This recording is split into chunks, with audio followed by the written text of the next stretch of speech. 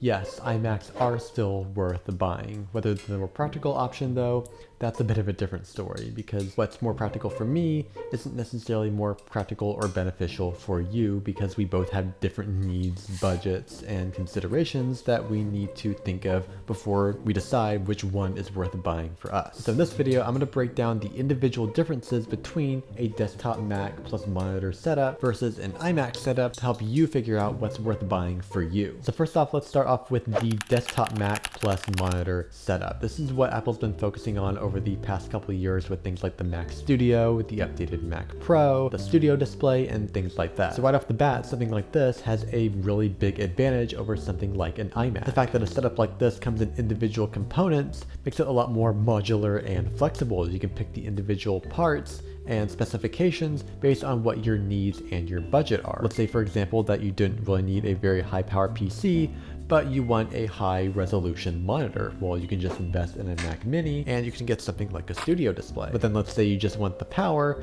but you don't really have the money to invest in a high resolution monitor. In a scenario like that, you could get something like a Mac Studio and then start off with something like a 1080p monitor if you needed to. You could even get something like a dual monitor setup where you could drive two monitors with just a single computer. This means that a setup like this is also upgradable. The fact that you have the individual components means you can upgrade them individually depending on what you want to go for next. And in general, desktop Macs are typically designed to be a bit more powerful. If you have something like an iMac, the chassis is so thin that there isn't really a lot of room to manage all the heat that the components generate. This ends up creating thermal throttling, where the components basically have to slow themselves down to keep themselves from overheating. This means they end up using less power, and that means that they're not going to run at their full power. On the other hand, something like a desktop Mac is actually designed to handle better airflow. The chassis itself is a lot bigger and it's more square, it takes up more volume, and the fact that there are more vents and the way the fans are designed, everything is designed to better cool off the components on the inside, and there's more room for doing so. And because of this, they're less prone to thermal throttling, so they're going to run at their maximum capacity for longer than an iMac otherwise would. And all of this comes at a lower cost over time. Yeah, you might have a higher upfront cost. You have to buy the computer, you gotta buy the monitor, you gotta buy the keyboard, the mouse, all of that, and that may end up giving you a higher cost than something like an iMac. The benefit is that you can upgrade the individual parts by yourself. The fact that you don't have to upgrade every single thing every single time you want to get the upgrade, that means that over time you're sort of investing less money into it while still getting exactly what it is that you want. But then of course you have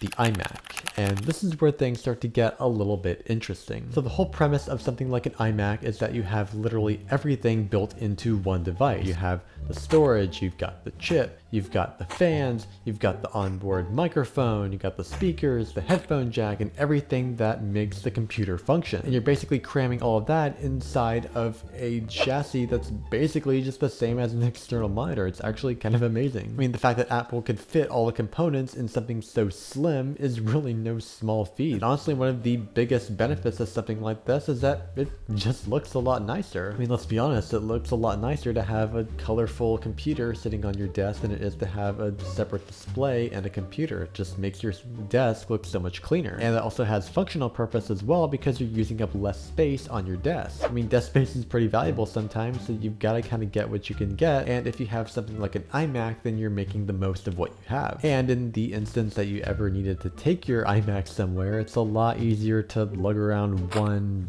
big screen than it is to lug around a big screen and a separate computer. All that being said, I think the biggest benefit of something like an iMac is the fact that it's all a self-contained package. You don't have a separate computer and a separate display sitting on your desk. You don't have a wire connecting them, much less worrying about whether the cable works or not, and whether you have to get a replacement for it. Everything is just all contained in one thin, sleek device that, hey, comes in fun colors. That being said, having something like a separate Mac and a separate display is technically the more practical option. It's more powerful, it's more upgradable, it's a bit cheaper over time. All that being said, I think it's definitely a setup that you should consider trying. For me personally, I actually use a MacBook and display setup, which is about kind of the closest thing you can get to it, and it's worked out for me really well. That being said, if you are looking for something that has a little bit less of an upfront cost and you want something where design is, important to you, then I think an iMac is definitely the way to go. I mean, hey, it's fun to have tech that looks nice, and I think that in a lot of ways it can kind of make the experience of using it just that much more enjoyable. It's fun knowing that your device is built well, functions well, looks really nice, all that sort of thing. And if you don't absolutely need the extra power or the modularity that you get from a Mac plus display setup, then I think this could definitely be a good option to go for. Anyway, thanks for watching this video. Feel free to go watch this video next, and also feel free to subscribe to become a Jenny. That's what I call my fans, and I will see you guys next week. Adios.